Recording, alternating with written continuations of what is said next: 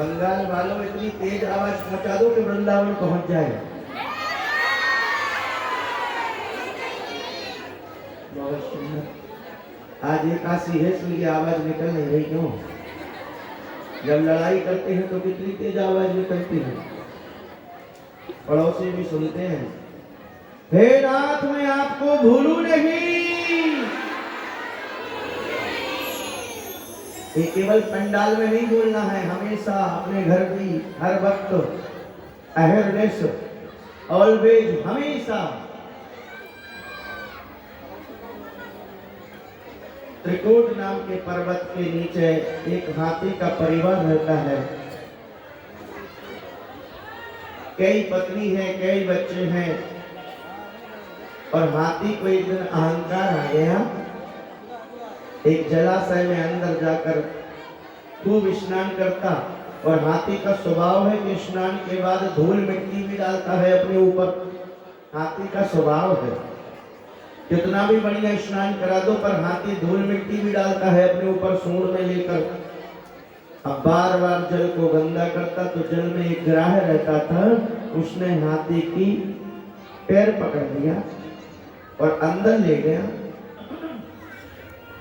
अंदर ले गया तो हाथी ने एक झटका दिया तो मगर बाहर ग्राह, पर ग्राह ने अपने बलपूर्वक अंदर ले गया।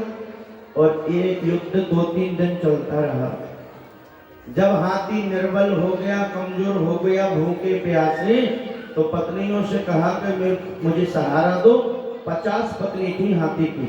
उन सब ने सूंड से इनको खींचना स्टार्ट किया, लेकिन हाथनी भी कुछ नहीं कर पाई। तो हाथी को छोड़ के चली गई। बोलो राधे। हाथी के सामने संसार का वास्तविक स्वरूप सामने आ गया और हाथी को वैराग्य हो गया। बोलो जय श्री कृष्ण। गुरु नानक जी कहते हैं, प्रीतम जान लियो मन माही, अपने ही सुख से जग बांधो कोई काम को नाही। सुख में आन सवई मिल बैठत रहे, चहु दिस घेरे, पर विपत्ति पड़े सवई संग छाड़त, कोई न आवत नीरे। सुख के सब साथी, दुख में न कोई। और हाथी जब डूबने लगा तो बोलने लगा कि जिसने इस जल को बनाया, इस जल में जिसने कमल को बनाया, जिसने प्रकाश दिया, प्रकृति दी, फूलों के अंदर खुशबू दी, मैं उन परमात्मा को बुलाता हूँ। क्योंकि अशिक्षित था गजेंद्र। एवं विवसितो बुद्ध्या समाधाय मनोहृदे, जजाप परमं जाप्यो प्राग जन्मन्यु शिक्षितम। अशिक्षित था हाथी। और जब उसने भगवान को बुलाया तो भगवान ने सुदर्शन के द्वारा ग्राह का वध कर दिया, गजेंद्र की रक्षा कर दी। बोलो गजेंद्र मोक्ष भगवान की। जो भी गजेंद्र मोक्ष का पाठ करेंगे उनके यहाँ पर किसी तरह का कोई संकट नहीं आएगा। बोलो राधे राधे। गीता प्रेस गोरखपुर पर 5 रुपए की पुस्तक आती, गजेंद्र मोक्ष। जिनको संस्कृत में ना आए वो हिंदी में करें, और शायद बंगला में भी आती होगी। गजेंद्र मोक्ष आता है ना, इसका पाठ करेंगे। ये गजेंद्र कौन है, ये हाथी कौन है? बोले गजेंद्र इंद्रद्युम्न नाम के राजा थे। मैन सार सुन लीजिए। गजेंद्र मोक्ष की कथा तो सबने सुनी, ये मतलब क्या है? ये गजेंद्र जो है हाथी, ये इंद्रद्युम्न नाम के राजा थे। एक दिन नारद जी आ रहे थे, उनको प्रणाम नहीं किया, मतवालों की तरह खड़े रह गए। तो नारद जी ने कहा, ये मतवाले महात्माओं को देखकर प्रणाम नहीं करते, जाओ तुम हाथी बन जाओ। तो ये इंद्रद्युम्न नाम का राजा हाथी बन गया। और ये ग्राह कौन है? ये ग्राह हुहु नाम का गंधर्व था। हुहु नाम के गंधर्व के लिए देवल ऋषि ने शाप दिया। गंधर्वों का काम है मनोरंजन करना। अब देवल ऋषि गंगा जी में स्नान कर रहे थे, हुहु नाम का गंधर्व नीचे गया पानी के बीचों बीच और देवल ऋषि की टांग पकड़कर खींच ली। महात्मा देवल ने सोचा कि शायद मगर होगा, इतने डर गए कि सर्दी में पसीना छूट गया। और बाद में हुहु नाम का गंधर्व जल से बाहर निकल के बोला, कहो महाराज जी कैसा लगा? महाराज जी बोले पागल, तेरी मजाक के चक्कर में मेरे प्राण निकल जाते, महात्माओं से मजाक करता। जा मैं साथ देता हूं कि तू ग्राह बन जा, मगर बन जा। हो नाम का गंधर्व बोला कि गुरुदेव हम तो मजाक कर रहे थे, पर अब हमारा उद्धार कैसे होगा? बोले इसी तरह पैर पकड़ते रहना, इसी तरह पैर पकड़ते रहना, पैर खींचते रहना, तेरा कल्याण स्वयं भगवान करेंगे। आज ये हो नाम का गंधर्व श्राप मुक्त हो गया और भगवान के सुदर्शन से ग्राहात विपाडित मुखादरणां गजेंद्रम संपश्यताम हरिरमु मुच दुष्त्रियाणम। आज इसकी गर्दन कट गई, ज्योति बिंदु स्वरूप आत्मा निकली, भगवान के चरणों में प्रविष्ट हो गई। एक इंद्रद्युम्न नाम का राजा हाथी बना था, ये भी साप मुक्त हुआ। ऐसे ही गजेंद्र मोक्ष की कथा जो भी सुनेगा कहेगा उसके घर में संकट नहीं आएंगे। बोल बंसी वारे की। और फिर अष्टम स्कंद के अंतिम में राजा बलि का चरित्र आता है। बोलो राधे राधे।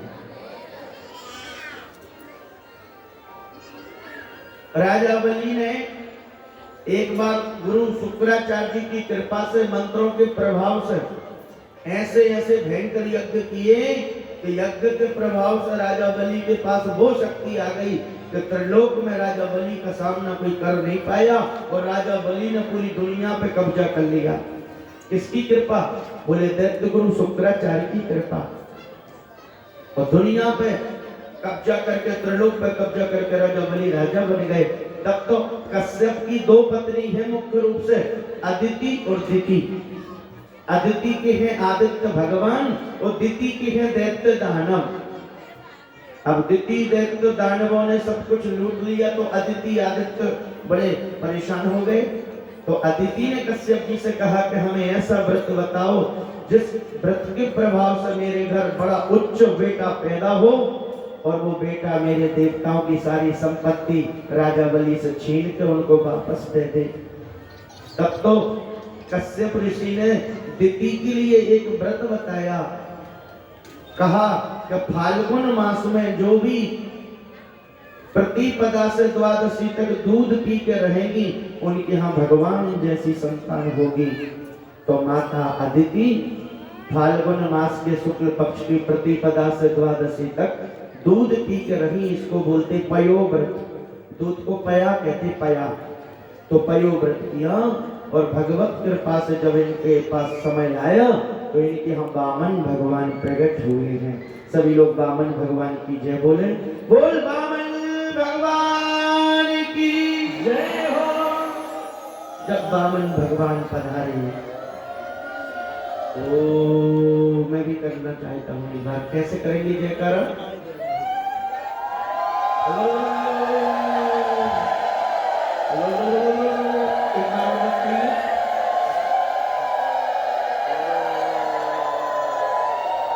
मैं तो यही कहूँगा, हे भगवान रक्षा करना, कहीं कुछ गड़बड़ ना हो जाए। अभी मुझे अभ्यास करना पड़ेगा, पहले कमरे में अभ्यास करूँगा फिर कल करके बताऊंगा। बोलो जय श्री कृष्ण। आप ये मत सोचना कि महाराज जी जयकार नहीं करते, मैं तो जयकार ही कर रहा हूँ और आपसे करवा रहा हूँ। कहीं कुछ गड़बड़ ना हो जाए इसलिए कल करूँगा, आज अभ्यास करूँगा। ठीक है? बोल बंसी बारे की। अब आप लोग तो मस्ती से बैठे हैं, मुझे तो 4 घंटे कथा कहना है एक आसन से, तो गला भी सूख जाता है लेकिन बीच में जल नहीं लेते। बोलो राधे राधे।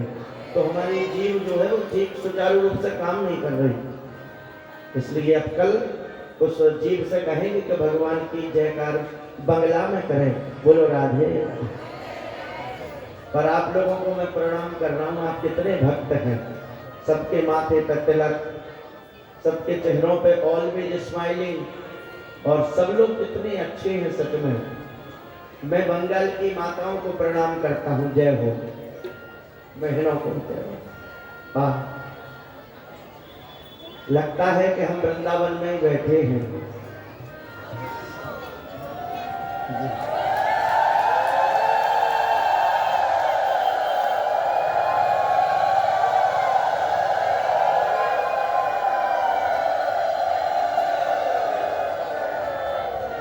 है।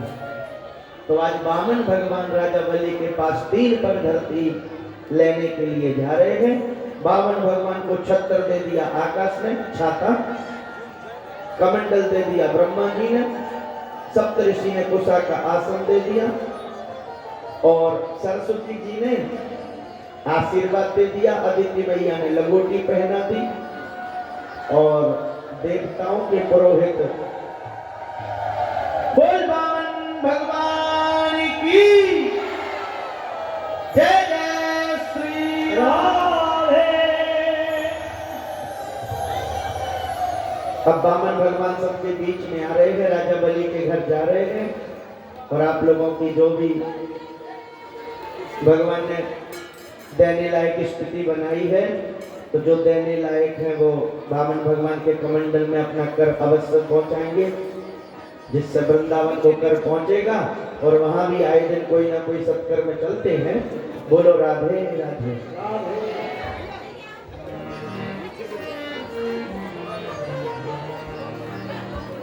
और वामन भगवान राजा बलि के पास जा रहे हैं मांगने के लिए।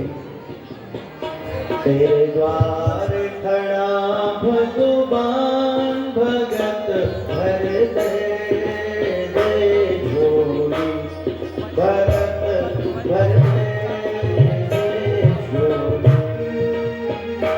तेरे द्वार खड़ा भगवान भगत भर दे झोली, भगत भर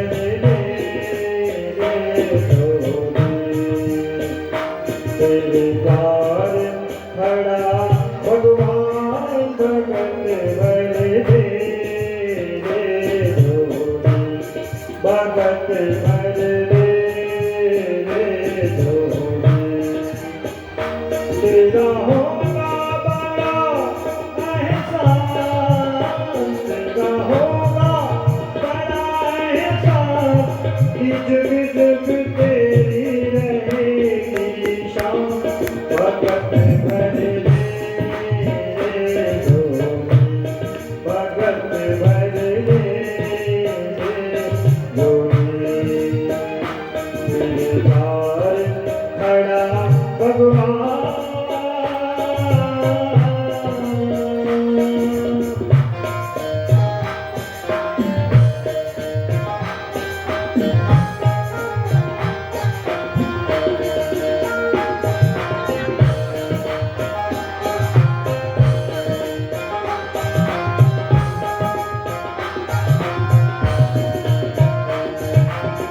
कोई मुट्ठी सारी धरती देख ले, डोला गगन है सारा। कोई मुट्ठी सारी धरती देख ले, डोला गगन है सारा। भीख मांगने आया तेरे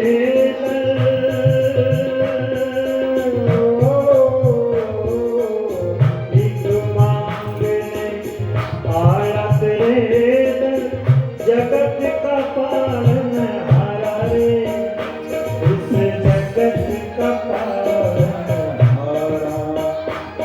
मैं आज तेरा मेहमान,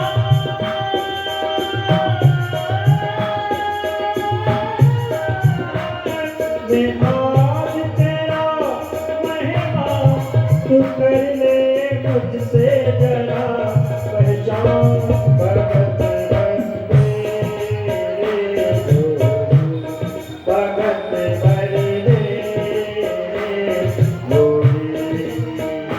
तेरे द्वार खड़ा भगवान।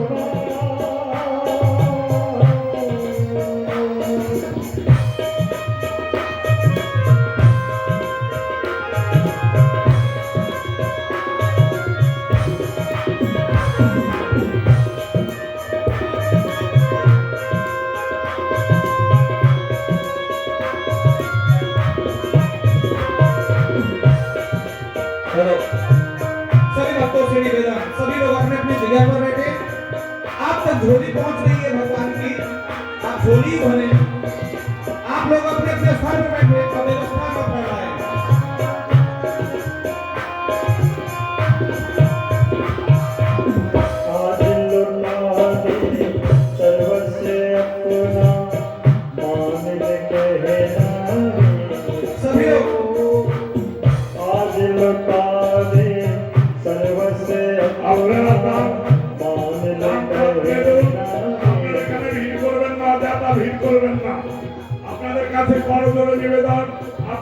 বসে পড়ুন সকলে। ব্রজবাসীদের লোক যাচ্ছে, ওখানে দান করুন, এখানে অযথা ভিড় করবেন না।